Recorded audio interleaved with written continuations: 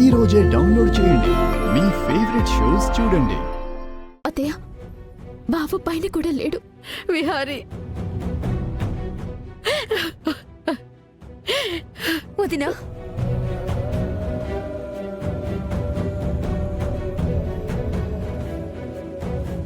వాడి పరిస్థితి వాడికి తెలుసుండి కూడా ప్రాణాపాయం నుంచి తప్పించుకుని బయటపడినవాడు రెస్ట్ తీసుకోవాలి కదా.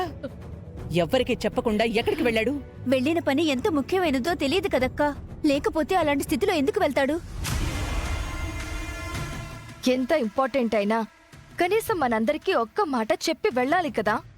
మనకి కాకపోయినా పెళ్ళానికైనా చెప్పి వెళ్ళాలి కదా. నాకైతే చాలా కంగారుగా ఉంది. బావ అసలు అలా వెళ్ళడం ఏంటి? ఆ 100 కోట్లకు సంబంధించిన దానికోసం వెళ్ళుంటాడేమో. ఇప్పుడు తన ఆరోగ్యం ముఖ్యమా, ఆ డబ్బు ముఖ్యమా? ఇన్వెస్టర్లకి మాట ఇచ్చాడు కదా వదిన. మాటిస్తే ఇప్పటికిప్పుడు అన్నీ అయిపోతాయా? హ్యాక్ చేసిన సొమ్ము మొత్తం వెనక్కొస్తాయా? హ్యాకర్స్ ని ఎవరు పట్టుకోలేరు. నో, విహారీది వృధా ప్రయాస. ఆ లక్ష్మిని పట్టుకుని 4 పీకితే హ్యాకర్ ఎవరు, డబ్బెక్కడుందో చెప్పేస్తుంది.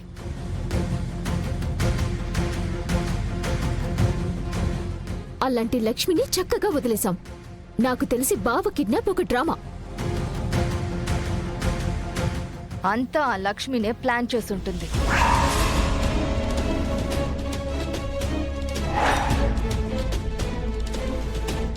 లక్ష్మి కాపాడిందని విహారీ అంత క్లియర్ గా చెప్తుంటే మళ్ళీ లక్ష్మినే కిడ్నాప్ చేసిందంటావేంటంబిక? లక్ష్మమ్మ ఎప్పటికీ అలాంటి పని చేయదమ్మా. ఒకరికి సాయం చేసే మనిషే కానీ అన్యాయం చేసే మనిషి కాదమ్మా. చూసావాక ఆ లక్ష్మి ఫాలోయింగ్? పని వాళ్ళని, ఇంట్లో వాళ్ళని ఎలా దాని వైపుకు తిప్పుకుందో, ఇలా వీళ్ళందర్నీ దాని గ్రిప్పులో పెట్టుకుని ఆ లక్ష్మినే ఇదంతా చేస్తుంది.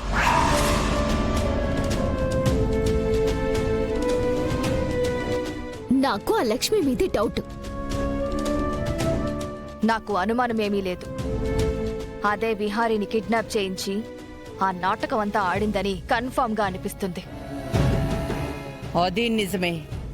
దాని తప్పుని కప్పిపుచ్చుకోవడానికి చిన్న డైవర్ట్ గేమ్ ఆడినా ఆడుతుంది.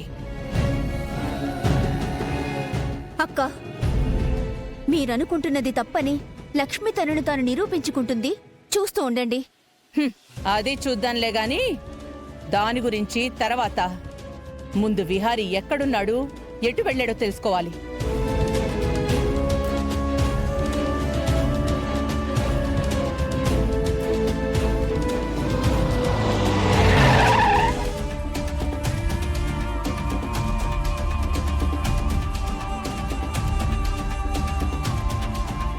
విహారీ గారు, ఈ పరిస్థితుల్లో మీరు రావడం ఎందుకండి?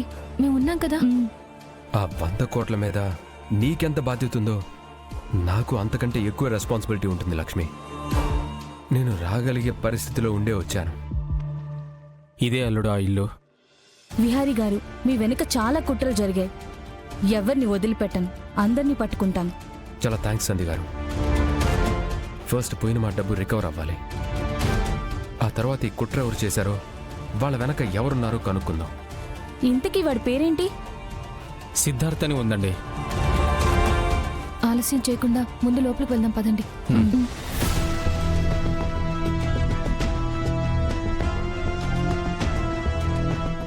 వీళ్ళేంటి ఇక్కడికి వచ్చారు?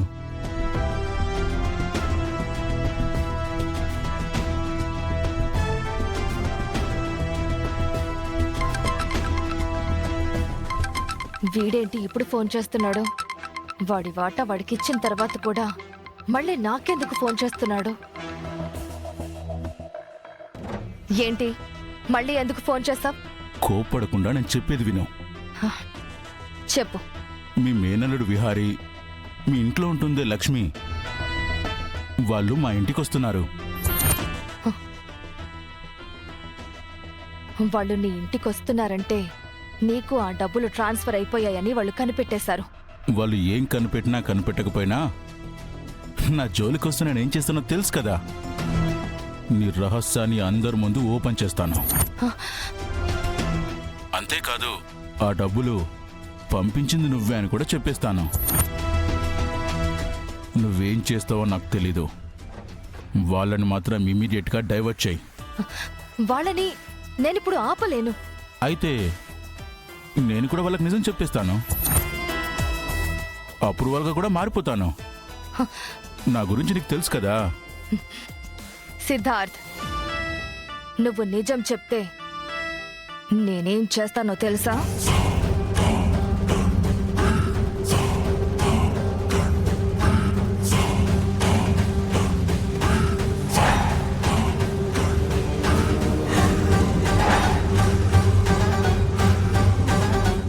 గుర్తుపెట్టుకో, నువ్వు నిజం చెప్తే నేను చెప్పిందంతా జరుగుతుంది.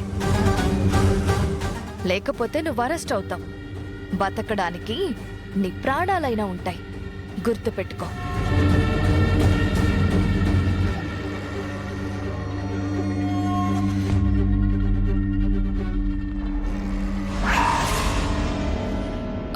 లోపల ఎవరూ లేరనుకుంటా.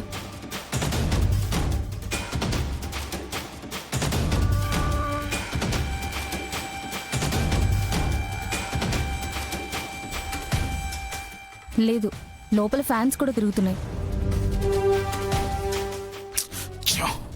లైట్స్ కూడా వేసున్నాయి. ఖచ్చితంగా లోపలే ఉండుంటాడు. మనల్ని చూసి లోపల దాక్కునుంటాడు.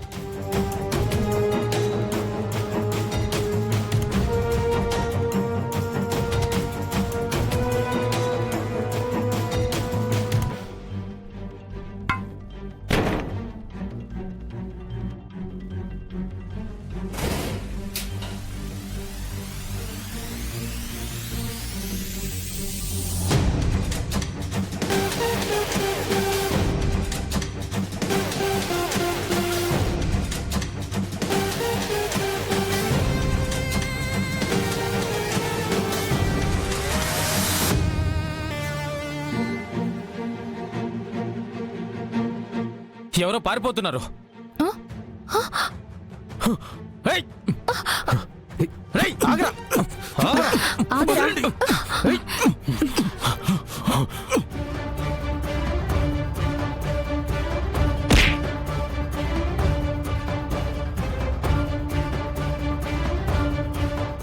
ఇతను ఆ రోజు యమనమ్మ గారి నగలు దొంగతనం చేసినవాడు. వీడి అకౌంట్లోకి 30 కోట్లు వేశారంటే.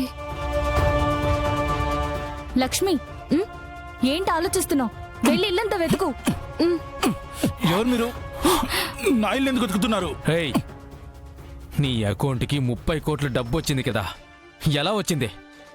ఎవరు వేశారో? నువ్వు మా కంపెనీల నుంచి యాక్సెస్ తీసుకున్నావు కదా, చెప్పు. నాకేం తెలీదు సార్. నా అకౌంట్లో 30 కోట్లేంటి? రేయ్, మర్యాదగా నిజం చెప్పు, లేకపోతే స్టేషన్కి తీసుకెళ్లి మరీ నిజం చెప్పిస్తాను. నిజమండి, నాకేం తెలీదు.